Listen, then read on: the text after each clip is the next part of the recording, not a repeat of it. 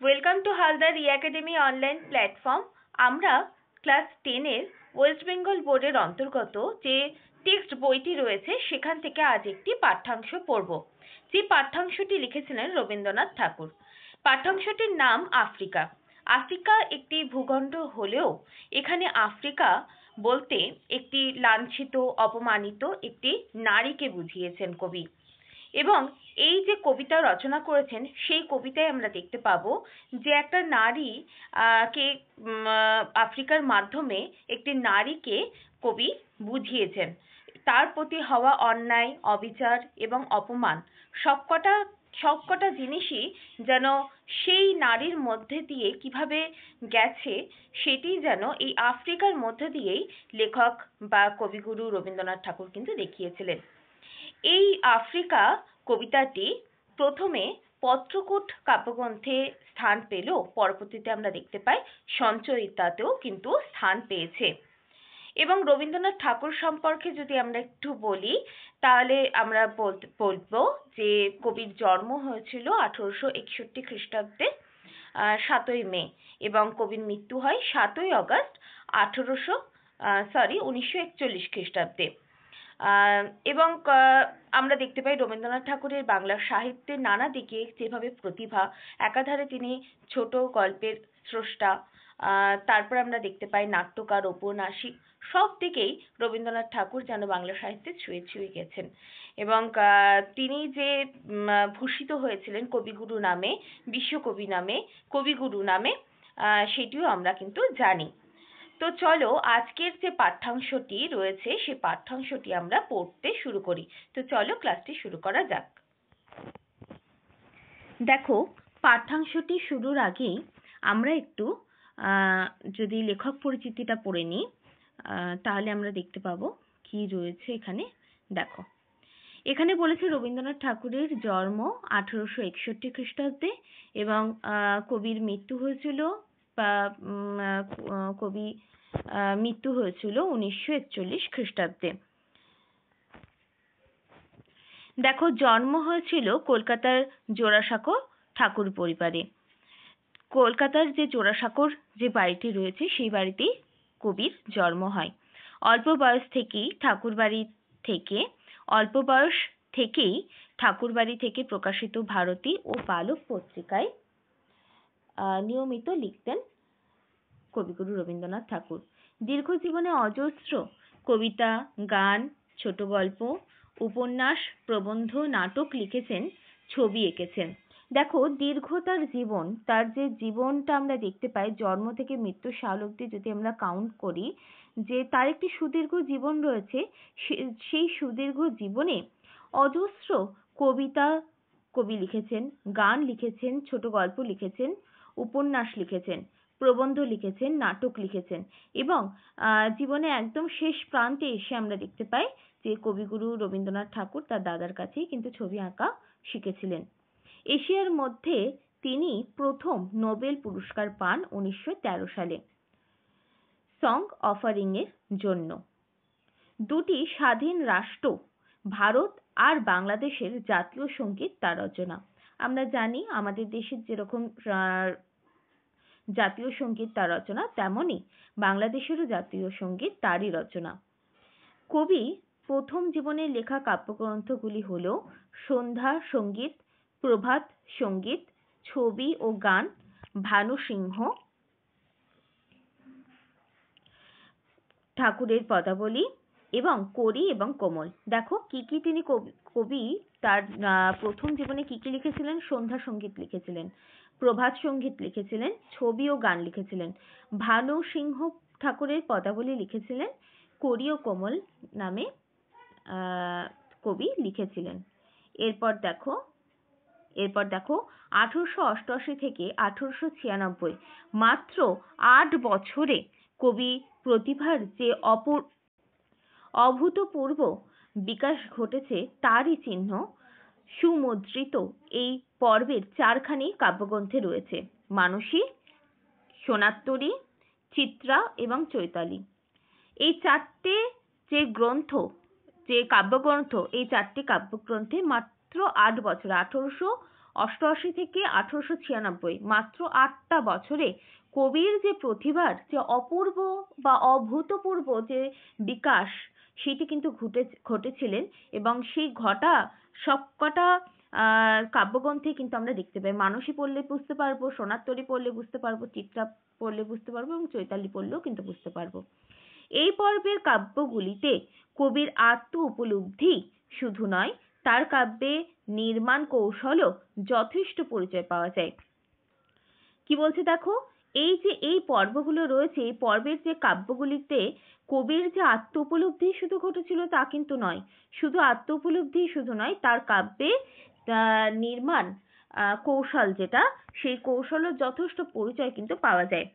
আবেগ, গভীর আত্মপ্রত্যয়, জীবন জিজ্ঞাসা, কল্পনার পক্ষ বিস্তার, শিল্পরূপ নির্মাণে দক্ষতা, ভাষা ও ছন্দের ওপর আধিপত্য প্রভৃতি কবির যাবতীয় গুণাবলীর প্রকাশ ঘটেছে এই পর্বের কবিতাগুলিতে। তাহলে আমরা বুঝতে পারলাম যে এই পর্বের যে কবিতাগুলো রয়েছে, সেই কবিতাগুলোতে কবির যে আবেগ, যে গভীর আত্মপ্রত্যয়, জীবন জিজ্ঞাসা, কল্পনার পক্ষে বিস্তার যে আলোচনা এবং শিল্পরূপ নির্মাণের দক্ষতা, ভাষা এবং ছন্দের ওপর যে কবির যে আধিপত্য রয়েছে, সমস্ত যাবতীয় গুণাবলীর প্রকাশ ঘটেছে এই পর্বের যে কবিতাগুলো সেইগুলিতে। এরপর কবি রচনা করেন কণিকা। কণিকা তিনি রচনা করেন। তারপরে দেখো কথা ও কাহিনী, কল্পনা, খনিকা ও নৈবেদ্য, এইগুলো কিন্তু কবি রচনা করেছিলেন।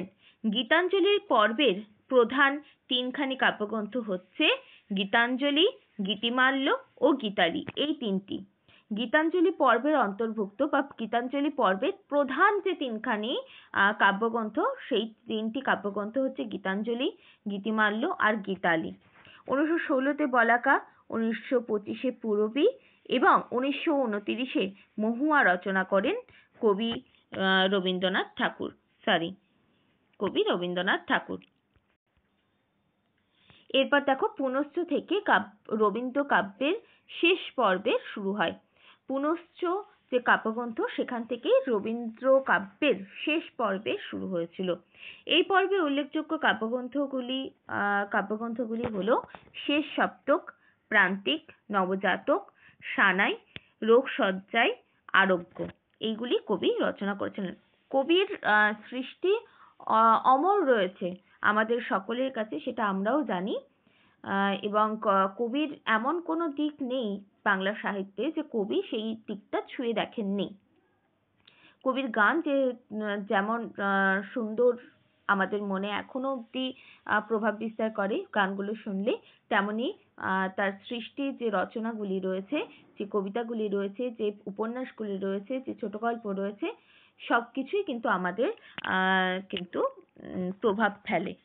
এরপর দেখো আমরা আস্তে আস্তে কিন্তু এবার কবিতাতে যাব। কবিতাতে ঢোকার আগেই আমি এখানে একটু লিখে দিই যে আফ্রিকা মূলত একজন লাঞ্ছিতা নারী। এখানে একজন কিন্তু লাঞ্ছিতা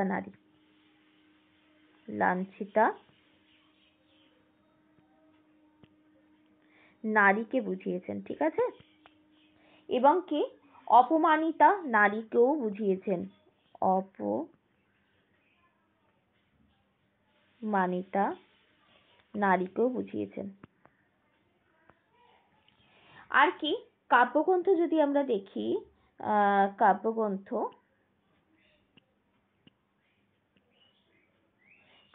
হচ্ছে পত্রকূটে এইটি রচনা হয়েছিল 1936-এ এবং পরে কিন্তু সঞ্চয়িতাতেও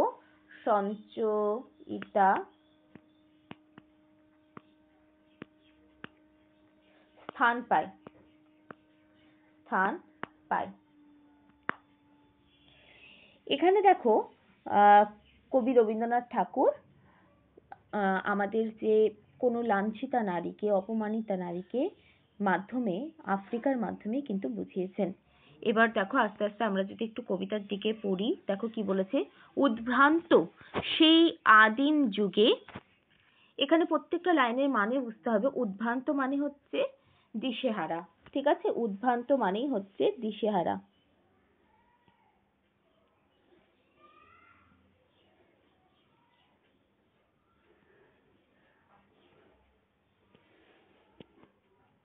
দিশেহারা সেই আদিম যুগ।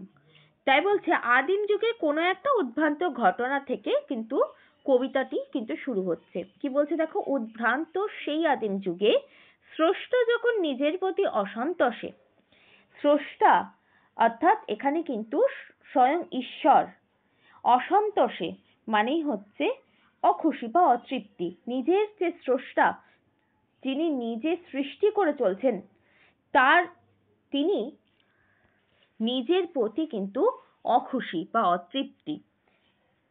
বলছে উদ্ভ্রান্ত সেই আদিম যুগে কোনো একটা ঘটনা যেটা দিশেহারা, সেই উদ্ভ্রান্ত সেই আদিম যুগ থেকে যেটি উদ্ভ্রান্ত দিশেহারা রয়েছে, স্রষ্টা যখন নিজের প্রতি অসন্তোষে, স্রষ্টা ঈশ্বর যখন নিজের প্রতি অসন্তোষ বা অখুশি, নতুন সৃষ্টিকে বারবার করেছিলেন বিধ্বস্ত। দেখো নতুন সৃষ্টিকে, দেখো স্রষ্টা সবসময় কিন্তু সৃষ্টি করে চলছেন, অনবরত সৃষ্টি করে চলছেন। তাই বলছে নতুন সৃষ্টিকে বারবার করেছিলেন বিধ্বস্ত। বিধ্বস্ত মানে হচ্ছে ভেঙে ফেলা, ঠিক আছে? ভেঙে ফেলা, ভেঙে ফেলা, ভেঙে ফেলা। দেখো কবি এখানে বুঝিয়েছেন যে স্রষ্টা তিনি নিজের সৃষ্টিকে বারবার ভেঙে ফেলছেন। তার সেই অধৈর্য ঘন ঘন মাথা নাড়ার দিনে, এবং অধৈর্য হয়ে স্রষ্টা নিজের মাথা কিন্তু নাড়ছেন যে না, হচ্ছে না, অর্থাৎ নতুন কিছু গড়ছেন, আবার কিন্তু সেটা অতৃপ্তি হয়ে যাচ্ছে, ফলে কিন্তু ভেঙে দিচ্ছেন, এবং সুন্দর থেকে সুন্দরতর করবার জন্য বারবার কিন্তু তিনি মাথা নাড়াচ্ছেন, এবং তার যে সৃষ্টি সেটাকে বারবার কিন্তু ভেঙে দিচ্ছেন। এরপর দেখো কি বলছে, রুদ্র সমুদ্রের বাহু।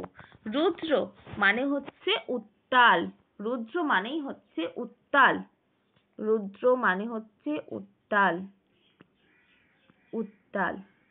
বাহু, সমুদ্রের বাহু বলতে এখানে কিন্তু সমুদ্রের যে জলরাশি তাকে বোঝানো হচ্ছে, জলরাশি,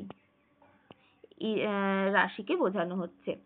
তাই বলছে রুদ্র সমুদ্রের বাহু, উত্তাল সমুদ্রের যখন জলরাশি যখন ফুলে ফেঁপে ওঠে, প্রাচী ধরিত্রীর বুকের থেকে ছিনিয়ে নিয়ে গেল তোমাকে আফ্রিকা। প্রাচী মানে পূর্বে, প্রাচী মানে হচ্ছে পূর্বে, পূর্বে, ধরিত্রীর বুক থেকে, অর্থাৎ আমাদের যে পৃথিবী তার বুক থেকে ছিনিয়ে নিয়ে গেল তোমাকে আফ্রিকা। আফ্রিকাকে যে ছিনিয়ে নিয়ে গেছিল সেটির কথা এখানে বোঝানো হচ্ছে। এখানে তুমি বলতে কিন্তু আফ্রিকাকেই বুঝিয়েছেন কবি এই কবিতায়, এবং আফ্রিকা হচ্ছে এখানে প্রাণহীন ভূখণ্ডের বদলে এক নারীর সঙ্গে তুলনা করেছেন। এখানে আফ্রিকাকে যে ছিনিয়ে নিয়ে গেছিল, সেই ছিনিয়ে নিয়ে গিয়ে কোথায় রেখেছে দেখো, বলছে বাঁধলে তোমাকে বনস্পতির নিবিড় পাহারায়, এবং তোমাকে ছিনিয়ে নিয়ে গিয়ে কোথায় বেঁধে রেখেছে, বনস্পতি। বনস্পতি কথার অর্থই হচ্ছে বড় বড় গাছ, বড় বড় গাছ, গাছ, বড় বড় গাছ।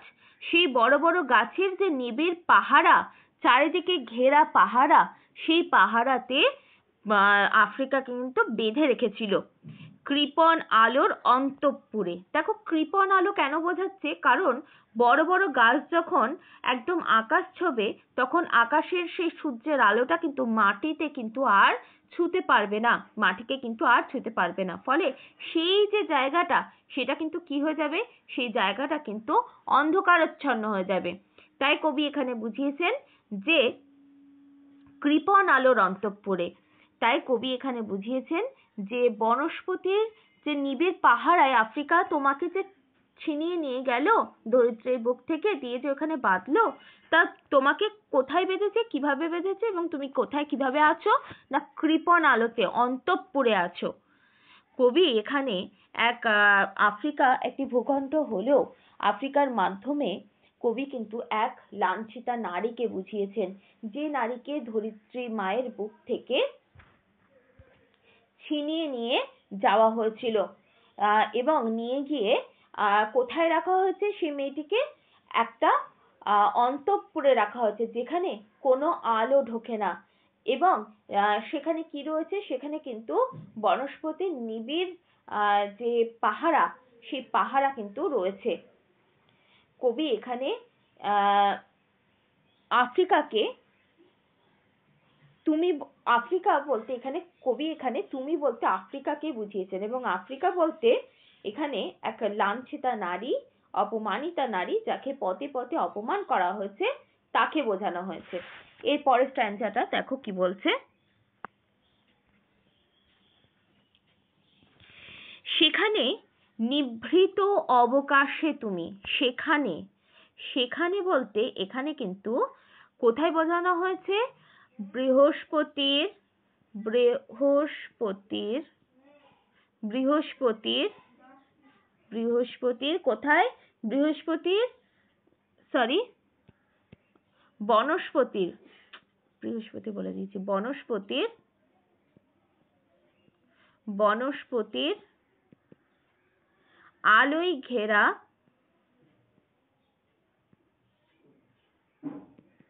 আলোয় ঘেরা কৃপণ,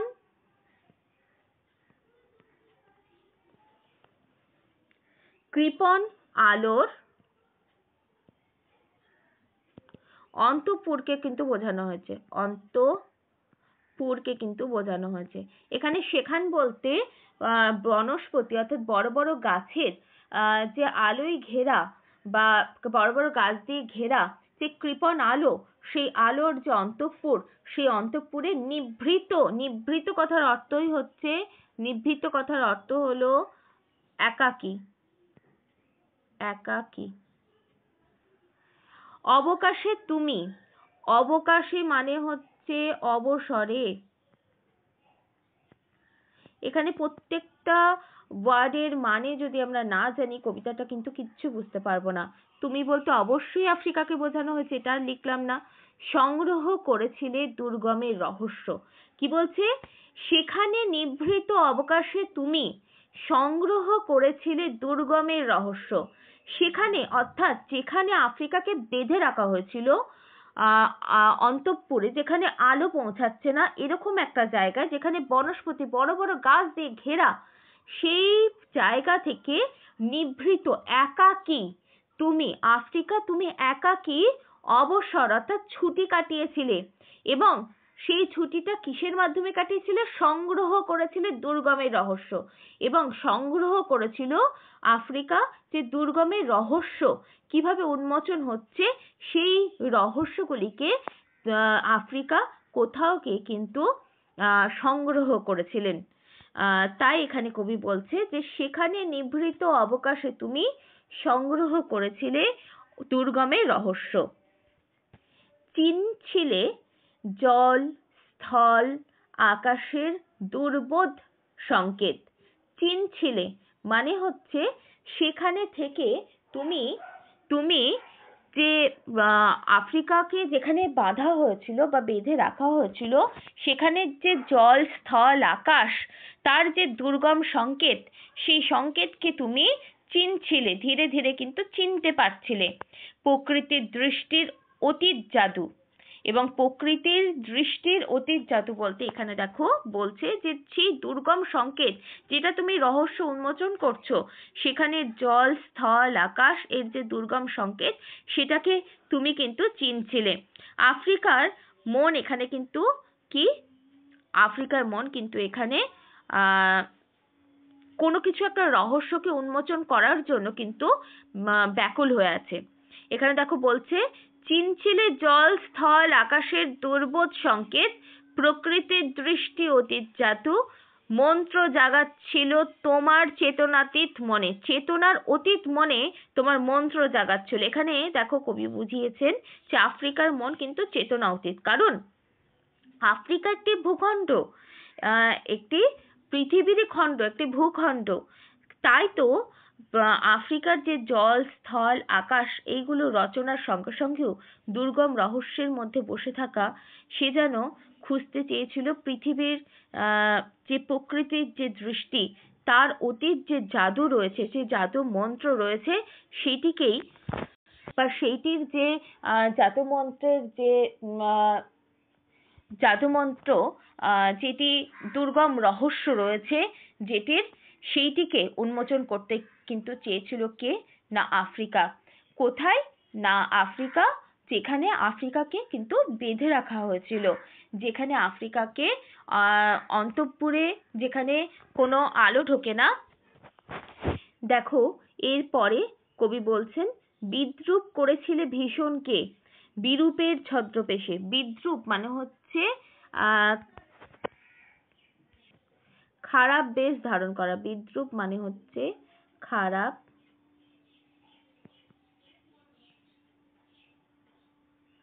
বেশ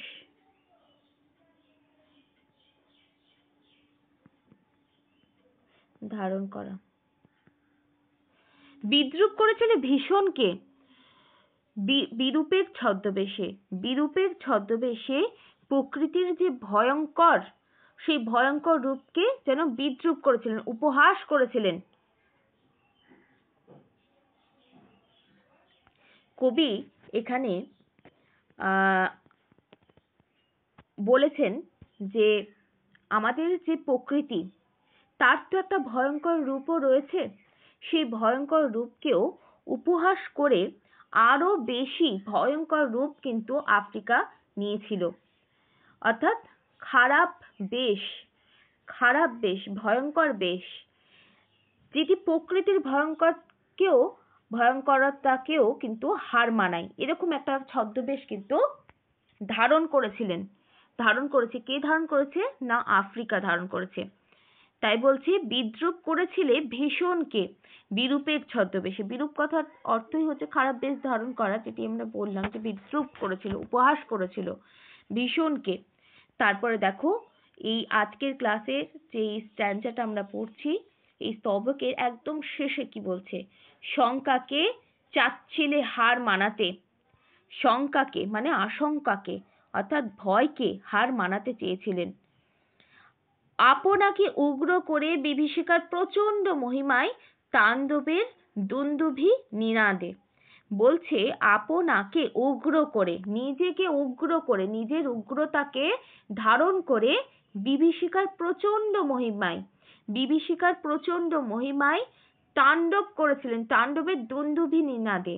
বলছে দেখো কেমন আচ্ছা, নিজেকে উগ্রভাবে সাজিয়েছিলেন ভয়কে জয় করবার জন্য। আফ্রিকা নিজেকে সাজিয়েছিল এমন ভাবে যাতে ভয় কিছুতেই না লাগে, ভয়কে যেন জয় করতে পারে, এরকম।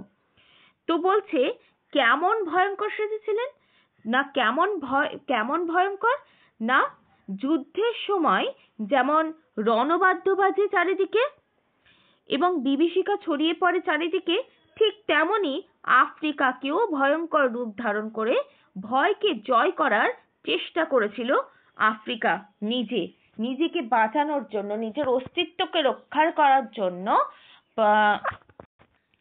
আফ্রিকা নিজেকে কিন্তু ভয়ঙ্কর রূপে কিন্তু সজ্জিত করেছিলেন এবং ভয়ঙ্কর বেশ ধারণ করেছিলেন। যে ভয়ঙ্কর বেশ প্রকৃতির ভয়ঙ্কর বেশ বা ভয়ঙ্কর যে রূপ, তাকেও যেন হার মানিয়েছিল, যেন প্রকৃতির ভয়ঙ্করকে পরিহাস করেছিল, তার যে আশঙ্কা বা ভয়কেও হার মানাতে সাহায্য করেছিল আফ্রিকার এমনই ভয়ঙ্কর রূপ।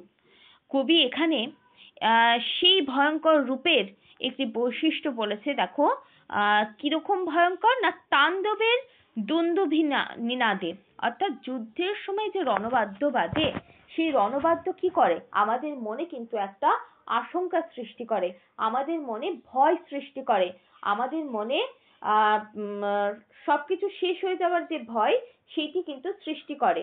এখানে কবি আফ্রিকাও কবি বলাটা ভুল, এখানে কবি তার নিজের লেখনীতে আফ্রিকার যে রূপ সজ্জা করেছেন, সেই আফ্রিকার রূপসজ্জাতেও কিন্তু এমনই একটি রূপের কথা কিন্তু বর্ণিত করেছেন তার লেখনীতে, তার সৃষ্টিতে, যে রূপ সকলকে হার মানায়, যে রূপ সমস্ত ভয়কে জয় করে, যে রূপ একেবারেই প্রকৃতির ভয়ঙ্করতাকেও বিদ্রূপ করে, উপহাস করে।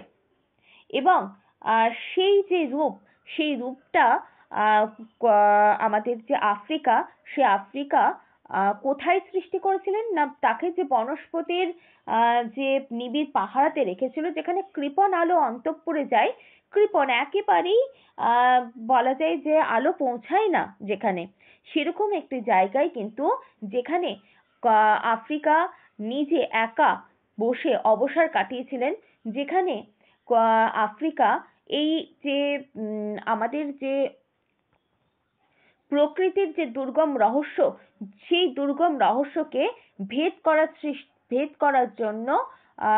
করার জন্য তিনি নানা রকম দুর্গম রহস্য কিন্তু উন্মোচন করেছিলেন। সেই আফ্রিকা যে চিনেছিল একাই চিনেছিল জল, স্থল, আকাশের যে দুর্বোধ সংকেত, সেই প্রকৃতির দৃষ্টির অতীত জাদু যিনি দেখেছিলেন, সেই বনস্পতির ঘেরা অন্তঃপুরে, সেই আফ্রিকা আজ চেতনার অতীত।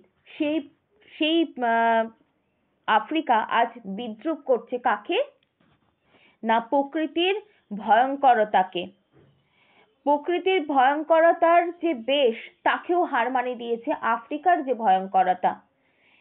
অর্থাৎ এখানে কিন্তু একটা পার্থক্য বুঝিয়েছেন লেখক তার লেখনীতে, যে আফ্রিকার রূপ এবং প্রকৃতির রূপ। প্রকৃতির রূপকেও কোথাও গিয়ে হার মানিয়ে দিয়েছে আফ্রিকার যে রূপ, আফ্রিকার যে ভয়ঙ্কর রূপ সেটি। এবং আমরা দেখতে পেলাম যে আফ্রিকাকে একটা সময় ধরিত্রীর বুক থেকে রুদ্র বাহুর মতো জলরাশির, উত্তাল জলরাশির মতো ছিনিয়ে নিয়ে গেছিল, সেই আফ্রিকা আজ কি করছে? সেই আফ্রিকা আজ প্রকৃতির ভয়ঙ্করতাকেও কিন্তু হার মানিয়ে দিয়েছে, এবং সমস্ত রকম যে ভয়, সেই ভয়কে কিন্তু জয় করে নিয়েছে। আর নিজের যে উগ্র রূপ, সেই উগ্র রূপকে বিভীষিকার যে প্রচন্ড মহিমায় কিন্তু সৃষ্টি করেছে। নিজের উগ্রতাকে, এই প্রকৃতির যে উগ্রতা, সেই প্রকৃতির উগ্রতাকেও কিন্তু হার মানিয়ে দিয়েছে। এমনই আফ্রিকার কি না উগ্রতা, সেই উগ্রতা কি করেছে? তাণ্ডব করেছে। যে তাণ্ডবে সমস্ত কিছু ধ্বংস হয়ে যেতে পারে, সেরকম তাণ্ডব, যে তাণ্ডব দুন্দুভি নিনাদ দেখতে পাওয়া যায়।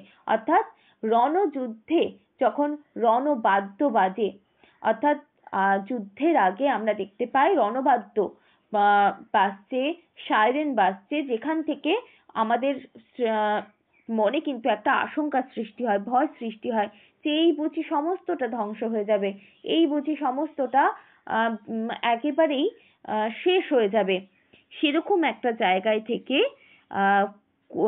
লেখক বা কবি রবীন্দ্রনাথ ঠাকুর আফ্রিকার মাধ্যমে দেখিয়েছেন যে যেমন ভয়ঙ্কর রূপ বা যেমন ভয়ঙ্কর যুদ্ধের সময় আমরা দেখতে পাই রণবাদ্য বাজছে, তেমনই চারিদিকে বিভীষিকা ছড়িয়ে পড়েছে। কার বিভীষিকা ছড়িয়ে পড়েছে? না, আফ্রিকার বিভীষিকা ছড়িয়ে পড়েছে।